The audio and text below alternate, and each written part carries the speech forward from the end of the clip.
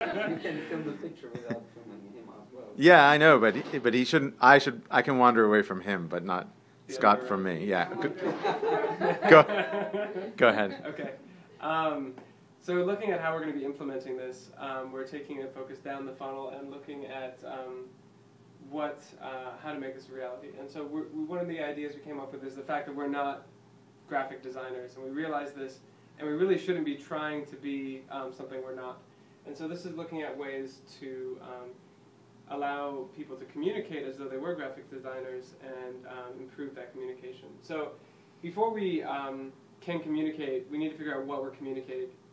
So the first step is looking at all the data that we have now from the track, the map, and the focus, and taking that and looking at what the story that data needs to tell for Delta, and how that gets pulled into the Delta and meets Delta's needs.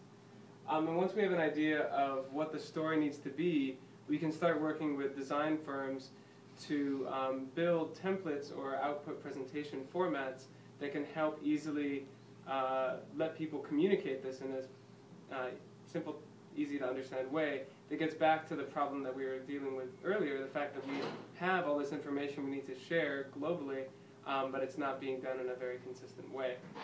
And sort of as a picture, as you can see, the idea that PSI, we have all this information, but we just don't know how to package it. And so we're pulling in designers so that together we can have the content that's packaged well, that people can understand, and help bridge that gap between marketers and researchers. So once we have the tools in place, we need to be able to roll it out.